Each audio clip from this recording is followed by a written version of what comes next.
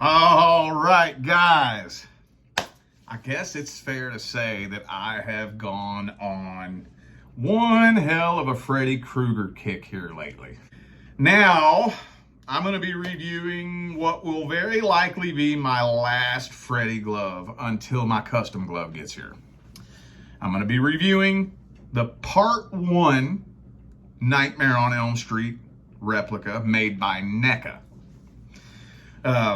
I wanted a Part 1 glove, man, and I custom ordered the hero glove from the opening scene, but it'll probably be next year before I get that. So until then, I gotta get a Part 1 glove. Now, Trick or Treat Studios makes a Part 1, but that's damn near the same price as what I paid for the custom built one. And I'm like, no, if I've already paid pretty much that much for a custom built one, somebody who's custom building it, screen accurate to the detail, I'm not gonna pay damn near the same price for a mass-produced prop that's not screen accurate. So I went ahead and got the one made by NECA because it's much more reasonably priced. So let's take a look at the ones we got so far. My very first one was the Part 3. This one's made by NECA as well. With the Part 1 glove we have here, what they've done is they've mirrored a lot of the issues that the glove has today, such as the broken blade and the glove being ripped and held together with a safety pin. And these various bits of damage that it's acquired, it sustained that damage throughout the making of Part 1 and Part 2. So this is the Part 1 glove as seen today. But in my opinion, well then it's not a Part 1 glove if it's as seen today. It's a Part 2 glove, right? Anyway, so we also got the Part 4. And yeah, this one right here, the Part 3, is very, very, very, very similar. Like I said in another video, to your average person, to the untrained eye, these are pretty much exactly the same. You have to know what you're looking for. But let's go ahead and try this one on here. First, let's take a look here at the ringlets. These ringlets here are a mess, honestly. They're a mess. And getting this thing on is a pain in the ass with this safety pin here. And the riveting. This rivet here always gets caught in this ringlet. So I'm gonna have to do some cosmetic work on this. I'm already prepared for this glove to be display use only. It looks beautiful. Oh, it looks beautiful to display, but the mobility. Mobility is, these ringlets are squished so tight around your fingers. And this, I don't know why they did that. That's not screen accurate. See how that ringlet goes from there all the way down to here? It's very tight, very, very snug. Not very comfortable, I'm not gonna lie to you. But it looks beautiful though. Oh, I love the look of it. I do love the look of that. They tried to recreate some of the damage that the backplate underwent, but that's not very screen accurate to the opening scene. My thing is, there were so many gloves used for Part 1 Nightmare on Elm Street that how do you say that this is Part 1? The only way that you can call one glove a Part 1 glove is that one from the opening scene.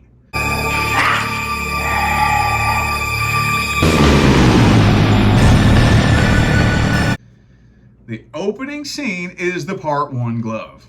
And this isn't really 100% accurate to that opening scene.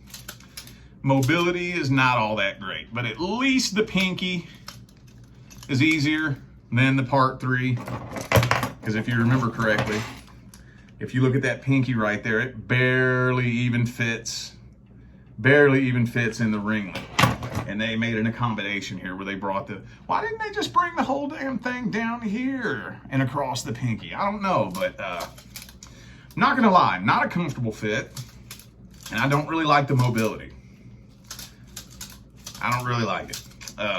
But it does look beautiful. It does look beautiful, especially if you want to do the thing here where you tighten this thing up and tuck this in here. You know, that's what Freddy's fucking glove looks like right there. But yeah, this thing's just not that comfortable. I wonder if the hero glove for part 1 was uncomfortable to wear. Display use only. I'm going to do a little bit of cosmetic work on it. I think I'm going to replace these side rivets. Because if you see, all these rivets are popping out so far. I tried to take a pair of pliers to them and smash them together. They won't go together. I don't know why. They just will not go together. So I'm going to be doing a little bit of cosmetic work to this. But beautiful. Looks absolutely beautiful. These rivets. See, look, these rivets are stuck together now. They keep getting caught on each other, and that's going to cause a problem. Beautiful in appearance, but if I was going to like go to a costume party or something like that, like say somebody hit me up tomorrow and said, "Hey, Rich, we're throwing a Halloween party tomorrow, man," you know, and I wanted to go as Freddy. If I wanted to go looking like classic Freddy, I would wear the part 3. I would wear the part 3. The riveting work makes the part 3 easier to maneuver. But even at that, it's not 100%. But when it comes to the classic Freddy look, as far as the mass-produced props, well, at least the ones made by NECA, the part 3 is definitely the one I would wear to a costume party if I was you. Now, I'm gonna tell you what though, none of them hold a candle to this part 4 glove. I think I'm kind of starting to see why now that the Nightmare on Elm Street community prefers the part 4 glove. And like I said, from what I heard, this was Robert Englund's favorite glove to wear too. Not at all screen accurate. The paint job is nothing like the original part 4. This one's made by Trick or Treat Studios. Like I said, I did replace the rivets, so these are all copper Tenners rivets that I used. But this one is just so comfortable. Look how beautifully that fits. Fingers fit. Look at that. You can make a perfect fist. The blades go down.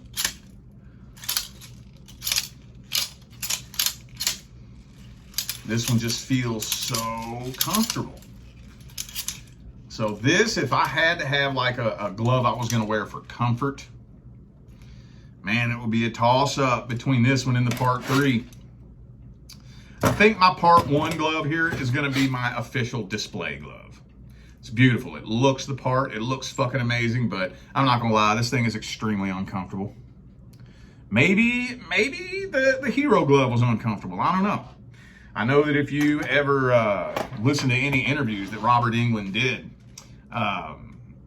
he talks about how just uncomfortable the whole Freddy fucking costume was. He did not have fun dressed up as Freddy.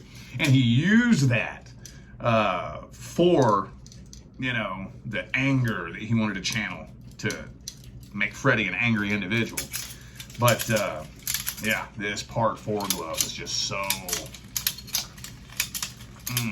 I don't know. I would say that in order to top this right here, as far as comfort and mobility, you would have to put a lot of hard work into it. I'm hoping that when I get my custom part 1 glove, that it looks as good, if not better than this.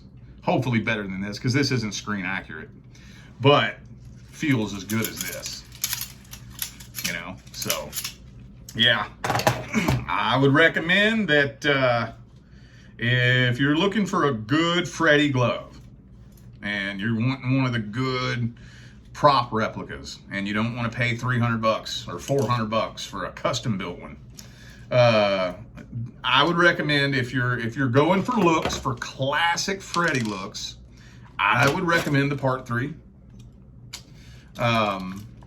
If you're going for comfort and you don't really care about classic Freddy, Part 4. And I mean, this does look pretty badass too for what it is. It just doesn't look like classic Freddy. This is more like classic Freddy. But if you just want something to use as decoration and display, you know, this Part 1 is going to be, for me, display only. This is what's going to be hanging on my wall. I'm going to be doing a little bit of cosmetic surgery to it. I'm going to be putting some new rivets in this thing to see what I can do about preventing these things from popping out like this. I don't know why every rivet on every finger, they all stick out so far like that. And it's annoying because they get caught in the ringlets, you know? So anyway, yeah, that's probably gonna be my last Freddy glove review.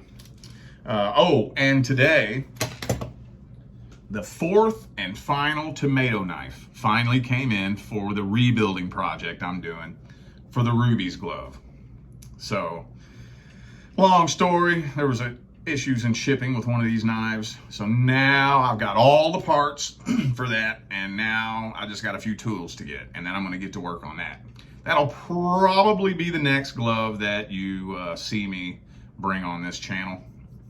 And then, hey, it'd be awesome if I got lucky and a miracle happened and this dude sent me my custom glove when he said he's going to, but everybody I talked to said no. He tells everybody that, but you're going to be waiting probably a year. So I'm looking at probably next Halloween, not this Halloween. You know what I'm saying? So anyway, I hope you all enjoyed that. I'm going to go ahead and get out of here.